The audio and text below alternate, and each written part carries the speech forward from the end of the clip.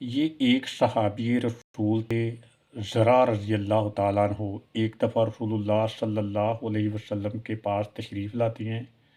تو حدیث کے مطابق ان کا بیٹا یا ان کا بانجا ان کے ساتھ تھا جو مجنون حالت میں تھا۔ یہ نبی کریم صلی اللہ علیہ وسلم کی خدمت میں حاضر ہوتے ہیں اور فرماتے ہیں، اللہ کے نبی، میرے ساتھ میرا بیٹا یا بانجا جو مجنون حالت میں ہے، میں اس کو آپ کے پاس لے کر آیا ہوں کہ آپ اس کے لیے دعا فرما دیں۔ تو آپ صلی اللہ علیہ وسلم نے فرمایا اس کو میرے پاس لے کر آؤ۔ آپ صلی اللہ علیہ وسلم اس وقت کسی وفد سے ملاقات کر رہے تھے اور یہ دوران سفر کا واقعہ ہے۔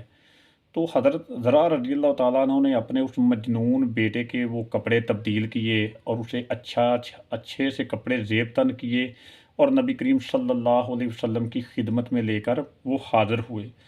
تو آپ صلی اللہ علیہ وسلم نے فرمایا، اس کو میرے پاس لاؤ اور اس کی پشت جو ہے نا وہ میری جانب کر دو۔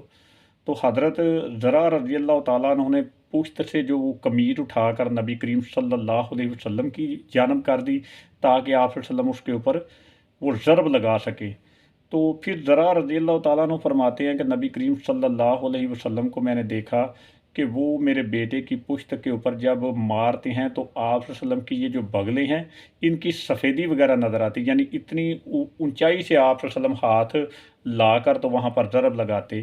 تو جیسے ہی آپ صلی اللہ علیہ وسلم ضرب لگاتے تو ساتھ ساتھ آپ صلی اللہ علیہ وسلم یہ فرماتے، اخرج عدو اللہ، اخرج عدو اللہ، نکل اللہ کے دشمن، باہر نکل اللہ کے دشمن۔ تو جب آپ صلی اللہ علیہ وسلم نے یہ طریقہ کیا تو میں نے دیکھا کہ جو بچہ ہے کہ اس کی جو آنکھیں تھیں، جو سب سے پہلے وہ آنکھیں بڑی عجیب طرح کی ہو جاتی تھی، وہ درست ہو گئی ہیں اور پہلی جیسی شکایت بھی باقی نہیں رہی ہے۔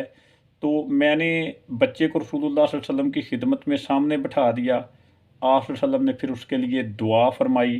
اور اس کے چہرے پر مسح کیا،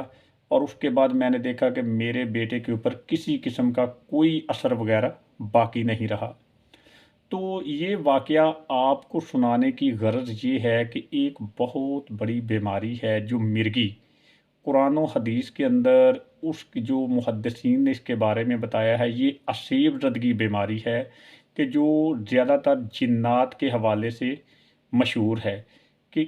جنات کے چھو جانے سے یہ بیماری زیادہ تر لاحق ہو جاتی ہے۔ تو اس کا مطلب جو فزیکلی طور کے اوپر بھی مطلب برین کے جو فاسد مادے ہیں ان کی وجہ سے بھی یہ بیماری لاحق ہو جاتی ہے، لیکن موسٹلی کاؤنٹ ہوتی ہے یہ جنات کی وجہ سے۔ اینی ہو، اس کی کوئی بھی ریزن ہو، لیکن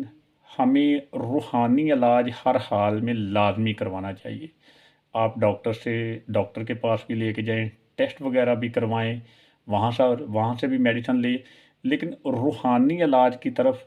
ضرور مطلب جو ہے نا وہ رغبت کریں،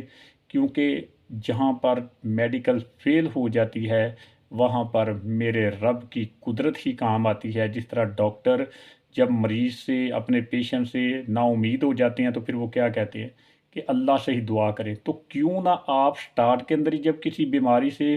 گزرتے ہیں تو آپ دونوں علاج وغیرہ کی طرف غور کریں، روحانی علاج کو فوقیت دیں اور فزیکلی علاج کے لیے بھی مطلب رجوع کریں۔ وہ اسباب ہے جو اللہ تعالیٰ نے دنیا پر بنائے ہوئے ہیں، اس کو بھی اختیار کرنا چاہیے۔ تو روحانی علاج کسی اسپیشل اس وقت ہی نہیں ضروری ہے کہ جب کسی کو وہ جنات وغیرہ، اسیب وغیرہ کا یا جادو وغیرہ کے اثرات وغیرہ ہیں، کوئی بھی بیماری ہے تو آپ اس کی طرف بھی رجوع کریں قرآن مجید سے۔ میں اس کے لیے ایک الگ سی ویڈیو لازمی بناؤں گا کہ جو روحانی علاج کب اور کیوں ضروری ہے، اور روحانی علاج ہے کیا، ہم نے اس کو کیوں منسلک کر دیا ہے کہ یہ اسی وقت ضروری ہے کہ جب کسی کو اسیب وغیرہ، جنات، جادو وغیرہ یا نظر بد کا جو شکار ہو جاتی ہے تو اسی وقت اس کی طرف رجوع کرنا چاہیے۔ جو ہماری فزیکلی بیماریاں ہیں اس کے لیے اس کی کوئی حیثیت نہیں۔ یہ ہم نے اپنے ذہن سے اس بات کو نکالنا ہے، کیونکہ شفا میرے رب کی طرف سے ہے، اور روحانی بیماری کا اصل مطلب یہ ہے کہ اپنے رب کے ساتھ پوری لگن کے ساتھ، پوری توجہ کے ساتھ، پورے خلوص کے ساتھ اور پورے یقین کے ساتھ رجوع کرو، اور یہی قرآن و حدیث سے ہمیں رہنمائی ملتی ہے۔